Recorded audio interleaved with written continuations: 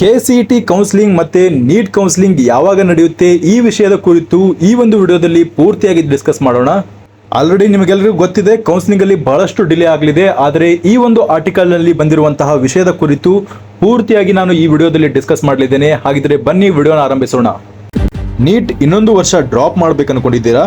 ಹಾಗಿದ್ರೆ ನಿಮ್ಗಾಗಿ ನಾನ್ ಸಜೆಸ್ಟ್ ಮಾಡ್ತಾ ಇರೋದು ಇನ್ಸ್ಪೈರ್ ನೀಟ್ ಅಕಾಡೆಮಿ. ಇಲ್ಲಿರುವ ಎಲ್ಲ ಫ್ಯಾಕಲ್ಟಿಗಳು ಹೈಲಿ ಕ್ವಾಲಿಫೈಡ್ ಆಗಿದ್ದಾರೆ.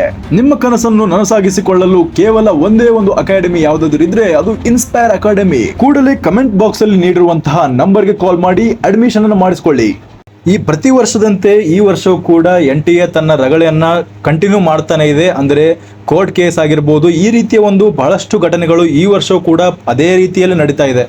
ಕ್ವಶನ್ ಪೇಪರ್ ಅನ್ನ ಬಹಳಷ್ಟು ಟಫ್ ಮಾಡಿದ್ರು ಕೂಡ ಆ ರೀತಿಯ ಒಂದು ಕಂಡೀಷನ್ಗಳು ಬರಲ್ಲ ಅನ್ಕೊಂಡಿದೀವಿ. ಆದ್ರೂ ಕೂಡ ಈ ವರ್ಷವೂ ಕೂಡ ಈ ರೀತಿಯ ಅನೇಕ ಸಮಸ್ಯೆಗಳು ಕೋರ್ಟ್ ಕೇಸ್ನಲ್ಲಿ ಬರ್ತಾ ಇರೋದ್ರಿಂದ ವಿಳಂಬವಾಗುವಂತಹ ಸಾಧ್ಯತೆ ಈ ಒಂದು ಕೌನ್ಸಿಲಿಂಗ್ ನಲ್ಲಿ ಬಹಳಷ್ಟು ಎದ್ದು ಕಾಣಿಸ್ತಾ ಇದೆ.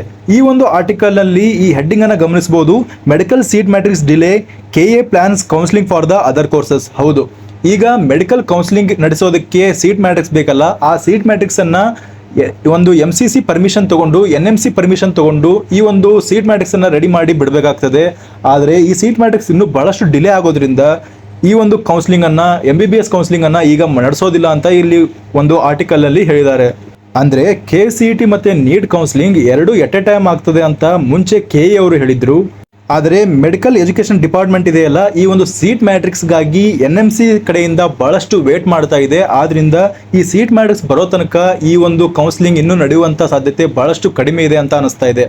ಈ ಒಂದು ನೀಟ್ನ ಸೀಟ್ ಮ್ಯಾಟ್ರಿಕ್ಸ್ ಡಿಲೇ ಇಂದಾಗಿ KE ಅವರು ಏನ್ ಮಾಡ್ತಿದ್ದಾರೆ ಅಂದ್ರೆ, ಈಗ ಉಳಿದಿರುವಂತಹ ಒಂದು ಕೋರ್ಸ್ಗಳಿದಾವಲ್ಲ, ಇಂಜಿನಿಯರಿಂಗ್, ಆರ್ಕಿಟೆಕ್ಚರ್, ವೆಟರ್ನರಿ ಮತ್ತೆ ಈ ರೀತಿಯ ಅನೇಕ ಕೋರ್ಸ್ಗಳನ್ನ ಎಟ್ ಎ ಟೈಮ್ ಆಗಿ ಕೌನ್ಸಿಲಿಂಗ್ ಅನ್ನು ನಡೆಸಿ ಆಮೇಲೆ ನೀಟ್ ಸೀಟ್ ಮ್ಯಾಟ್ರಿಕ್ಸ್ ಬಂದ ನಂತರ ಅದರ ಒಳಗೆ ಇನ್ಕ್ಲೂಡ್ ಮಾಡುವಂತ ಸಾಧ್ಯತೆ ಬಹಳಷ್ಟು ಕಾಣಿಸ್ತಾ ಇದೆ. ಲಾಸ್ಟ್ ಇಯರ್ ಕೂಡ ನೀವು ಗಮನಿಸಿರಬಹುದು. ಅಲ್ಲಿ ಏನ್ ಮಾಡಿದ್ರು ಅಂದ್ರೆ ಅಪ್ರಾಕ್ಸಿಮೇಟ್ಲಿ 30 days ನಿಮಗೆ ಇಂಜಿನಿಯರಿಂಗ್ ಕೌನ್ಸಿಲಿಂಗ್ ಅಲ್ಲಿ ಆಪ್ಷನ್ ಎಂಟ್ರಿನ ಮಾಡೋದಕ್ಕೆ ಕೊಟ್ಟಿದ್ರು. ಆದರೆ MBBS ಸೀಟ್ ಮ್ಯಾಟ್ರಿಕ್ಸ್ ಬಂದ ನಂತರ ಕೇವಲ ನಿಮಗೆ 2 ದಿವಸದಲ್ಲಿ ಆಪ್ಷನ್ ಎಂಟ್ರಿನ ಮಾಡಬೇಕಾಗಿತ್ತು. 2 ದಿನ ಬಹಳಷ್ಟು ವಿದ್ಯಾರ್ಥಿಗಳು ಏನ್ ಮಾಡಿದ್ರು ಅಂದ್ರೆ 2 ದಿನದಲ್ಲಿ ಆಪ್ಷನ್ ಎಂಟ್ರಿನ ಮಾಡೋದಕ್ಕೆ ಬಹಳ ಕಷ್ಟ ಆಗಿತ್ತು. ಆದ್ರಿಂದ ಮತ್ತೊಂದು ದಿನವನ್ನ ಎಕ್ಸ್ಟೆಂಡ್ ಮಾಡಿದ್ರು. ಈ ರೀತಿಯ ಗೊಂದಲಗಳನ್ನ KE ಪ್ರತಿ ವರ್ಷವೂ ಮಾಡ್ತಾ ಇದೆ. ಯಾಕಂದ್ರೆ ಈ ಒಂದು ಸೀಟ್ ಮ್ಯಾಟ್ರಿಕ್ಸ್ ಡಿಲೇ ಇಂದಾಗಿ ಅಷ್ಟೇ ಅಲ್ಲದೆ NTA ಮಾಡುವಂತಹ ರಾದ್ಧಾಂತಗಳಿಂದಾಗಿ ಈ ಒಂದು ಕೌನ್ಸಿಲಿಂಗ್ ಎಟ್ ಎ ಟೈಮ್ ಆಗಿ ನಡೆಯೋದಕ್ಕೆ ಬಹಳಷ್ಟು ಒಂದು ಪ್ರಾಬ್ಲಮ್ಗಳಾಗ್ತಾ ಇದೆ ಪ್ರತಿ ವರ್ಷವೂ ಕೂಡ. ಆದರೆ KE ಮೂಲಗಳಿಂದ ಮತ್ತೆ DH ಅಥಾರಿಟಿಗಳಿಂದ ತಿಳಿದಿರುವಂತಹ ಮಾಹಿತಿ ಏನಂದ್ರೆ, ಇನ್ನೂ ಒಂದು ವೀಕನ್ನು ವೇಟ್ ಮಾಡೋಣ. ಅಕಸ್ಮಾತ್ ಮೆಡಿಕಲ್ ಸೀಟ್ ಮ್ಯಾಟ್ರಿಕ್ಸ್ ಬಂದರೆ ನಾವು ಎಟ್ ಎ ಟೈಮ್ ಆಗಿ ಎಲ್ಲ ಕೌನ್ಸಿಲಿಂಗನ್ನು ನಡೆಸೋಣ. ಅಷ್ಟೇ ಅಲ್ಲದೆ MCC ಅವರು ಹಾಕಿರುವಂಥ ಒಂದು ಶೆಡ್ಯೂಲನ್ನು ಕೂಡ ಈ KE ಅವರು ಪಾಲನೆ ಮಾಡಬೇಕಾಗ್ತದೆ. ಈ ಎಲ್ಲ ವೇಟ್ ಮಾಡಬೇಕಾದದ್ದು ಆ ಒಂದು ನೀಟ್ ಒಂದು ಕೋರ್ಟ್ ಕೇಸ್ ನಡೀತಾ ಇದೆ ಅಲ್ಲ, ಆ ಕೋರ್ಟ್ ಕೇಸ್ ಮೇಲೆ ಎಲ್ಲವೂ ಕೂಡ ಡಿಪೆಂಡ್ ಆಗಿದೆ. ಆ 75 ವಿದ್ಯಾರ್ಥಿಗಳಿಂದ ಈ ಒಂದು ಬಹಳಷ್ಟು ವಿದ್ಯಾರ್ಥಿಗಳ ಒಂದು ವೇಟ್ ಮಾಡುವಂತಹ ಒಂದು ಸಂಭವ ಈ ಒಂದು ಸಮಯದಲ್ಲಿ ಬಂದಿದೆ. KE ಆಫಿಷಿಯಲ್ ಅವರು ಕರೆಕ್ಟಾಗಿ ಏನು ಹೇಳಿದ್ದಾರೆ ಅಂದರೆ, if you do not receive the medical seat matrix by next week we will begin the seat allotment process or the other courses to avoid the delays in the counselling schedule. ಅಂದರೆ ನಾವು counselling ಶೆಡ್ಯೂಲಲ್ಲಿ delay ಮಾಡೋದಕ್ಕೆ ಇಷ್ಟಪಡೋದಿಲ್ಲ. ನಾವು ಇನ್ನೊಂದು ವೀಕನ್ನು ಕಾಯ್ತೇವೆ. ಇನ್ನೊಂದು ವೀಕಲ್ಲಿ ನಮಗೆ ಏನಾದರೂ ಮೆಡಿಕಲ್ ಸೀಟ್ ಮ್ಯಾಟ್ರಿಕ್ಸ್ ಬರಲಿಲ್ಲ ಅಂದರೆ ನಾವು ಖಂಡಿತವಾಗಿ ಇಂಜಿನಿಯರಿಂಗ್ ಆಗಿ ಮತ್ತು ವೆಟರ್ನರಿಗಾಗಿ ಎಲ್ಲ ರೀತಿಯ ಕೌನ್ಸಿಲಿಂಗ್ಗಳಿಗಾಗಿ ನಾವು ಒಂದು ಕೌನ್ಸಿಲಿಂಗನ್ನು ಸ್ಟಾರ್ಟ್ ಮಾಡ್ತೇವೆ. ಮೆಡಿಕಲ್ ಅವರು ಡಿಲೇ ಮಾಡಿದ್ರೆ ನಾವು ಯಾವುದೇ ರೀತಿಯ ವೇಟ್ ಮಾಡೋದಕ್ಕೆ ಸಾಧ್ಯವಿಲ್ಲ. ಇಂಜಿನಿಯರಿಂಗನ್ನು ಕಾಲೇಜ್ಗಳು ಸ್ಟಾರ್ಟ್ ಆಗಬೇಕಾಗ್ತದೆ ಮತ್ತು ವೆಟರ್ನರಿ ಕಾಲೇಜ್ಗಳು ಸ್ಟಾರ್ಟ್ ಆಗಬೇಕಾಗ್ತದೆ. ಅವಕ್ಕೆ ಯಾಕೆ ಡಿಲೇ ಮಾಡಬೇಕಂತ ಈ KEದವರು ಹೇಳ್ತಿದ್ದಾರಂತೆ. ಆದರೆ ಸೀಟ್ ಮ್ಯಾಟ್ರಿಕ್ಸನ್ನು May 27ಕ್ಕೆ ಬಿಡಬೇಕಾಗಿತ್ತು. ಬಟ್ ಇನ್ನುವರೆಗೂ ಯಾವುದೇ ಅಪ್ಡೇಟ್ಗಳು ಬಂದಿಲ್ಲ ಅಂತ ಕೂಡ KE ಮೂಲಗಳಿಂದ ತಿಳಿದು ಬಂದಿದೆ. KE ಅವರು ಮುಂದುವರೆದು ಏನು ಹೇಳ್ತಿದ್ದಾರೆ ಅಂದರೆ, instead of waiting further we will begin the process and conduct the mock allotment. If the medical seat matrix is received during this process we can incorporate in midway said by H Prasanna, executive director of the KE. ಈ executive director of KE ಅವರು ಹೇಳಿರೋ ಪ್ರಕಾರ ನಾವು ಈಗ ಒಂದು Mach ಅಲಾಟ್ಮೆಂಟನ್ನು engineering ಮತ್ತು ಇತರ ಕೋರ್ಸ್ಗಳಿಗೆ ಮಾಡಲಿದ್ದೇವೆ. ಆ ಮಾಡಿದ ನಂತರ ಏನಾದರೂ ನಮಗೆ ಮೆಡಿಕಲ್ ಸೀಟ್ ಮ್ಯಾಟ್ರಿಕ್ಸ್ ಬಂದರೆ ನಾವು ಖಂಡಿತವಾಗಿ ಅದನ್ನು ಇಂಟರಪ್ಟ್ ಮಾಡಿ ನಡುವೆಯೇ ಆ ಒಂದು ಸೀಟ್ ಮ್ಯಾಟ್ರಿಕ್ಸನ್ನು ಬಿಟ್ಟು ಆ ಒಂದು ಸೀಟ್ಗಳಿಗೆ ಆಪ್ಷನ್ ಎಂಟ್ರಿ ಮಾಡೋದಕ್ಕೆ ಕೂಡ ಅವಕಾಶವನ್ನು ಕೊಡ್ತೇವೆ ಅಂತ ಪ್ರಸನ್ನ ಅವರು ಕೂಡ ಈ ರೀಸೆಂಟಾಗಿ ಒಂದು ಪ್ರೆಸ್ ಕಾನ್ಫರೆನ್ಸಲ್ಲಿ ಹೇಳಿದ್ದಾರೆ. ನಾನು ಹಿಂದೆ ಮಾಡಿರುವಂಥ ಒಂದು ವಿಡಿಯೋದಲ್ಲಿ ಕೂಡ ಹೇಳಿದ್ದೆ 800 ಸೀಟ್ಗಳು ಈ ವರ್ಷ ಆ್ಯಡ್ ಆಗುವಂಥ ಚಾನ್ಸಸ್ಸು ಇದೆ ಅಂತ ಹೇಳಿದ್ದೆ. ಅದರಲ್ಲಿ ಕೂಡ NMCದವರಿಗೆ KE ಅವರು ಮನವಿ ಮಾಡಿದ್ರು, ನಮ್ಮ ಕರ್ನಾಟಕದಲ್ಲಿ ಇನ್ನೂ 800 ಸೀಟ್ಗಳನ್ನ ಜಾಸ್ತಿ ಮಾಡಬೇಕಂತ ಮನವಿ ಮಾಡಿದ್ರು.